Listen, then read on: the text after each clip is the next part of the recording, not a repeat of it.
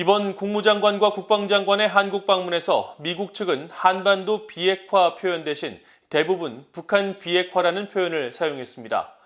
그동안 한반도 비핵화라는 표현을 사용해 비핵화 주체에 대한 개념이 모호했었는데 전문가들은 비핵화 범위 제한에 대한 두 가지 표현의 의미를 분명히 하고 미한 간 이견이 없어야 한다고 지적했습니다.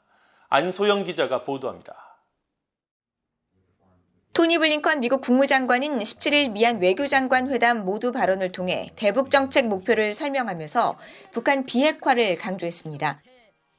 전날 열린 일본과의 외교, 국방장관 회의에서 채택한 공동성명에서도 미일 양국은 북한의 완전한 비핵화에 대한 전념을 재확인했다면서 그동안 사용됐던 한반도 비핵화 대신 북한 비핵화 표현을 분명히 했습니다.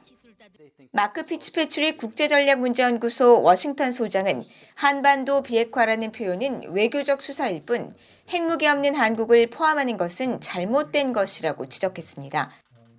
핵무기가 없는 한국을 비핵화 범위에 포함하는 것은 오도된 것이며 북한은 한반도 비핵화와 비슷한 미국의 핵우산을 포함한 핵 위협을 제거하는 조선반도 비핵화를 쓰고 있다는 겁니다.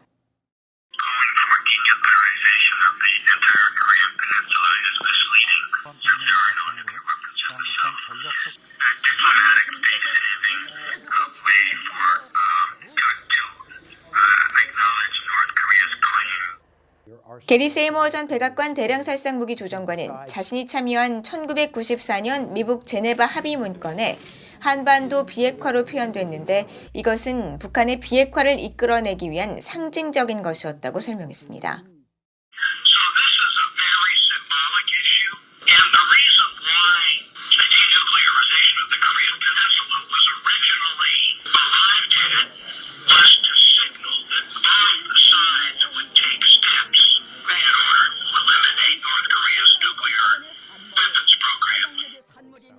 브루스 클링너 헤리티지 재단 선임연구원은 두 용어에 대한 논란은 북한이 무엇을 원하는지 방증한다고 말했습니다.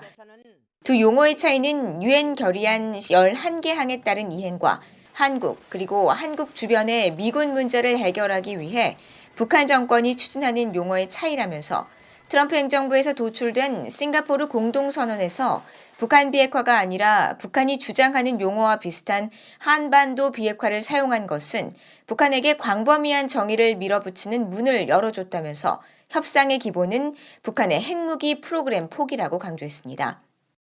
이런 가운데 한국의 정의용 외교부 장관은 2+2 회담 후 관련 사안에 대해 한국은 완전한 비핵화를 했기 때문에 북한도 비핵화를 같이 하자는 의도라면서 국제사회에서 북한의 비핵화보다 한반도 비핵화가 당당하게 요구할 수 있기 때문에 한반도 비핵화라는 표현이 더 올바른 표현이라고 주장했습니다.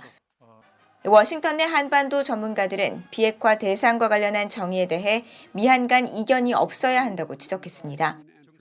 특히 마크 피츠패트릭 국제전략문제연구소 워싱턴 소장은 미국과 한국이 비핵화 목표에 대한 정의에 동의하지 못했다면서 바이든 행정부의 시작이 주요 동맹국과 북핵 문제에 대해 다른 그림을 그린 것 같아 우려된다고 밝혔습니다.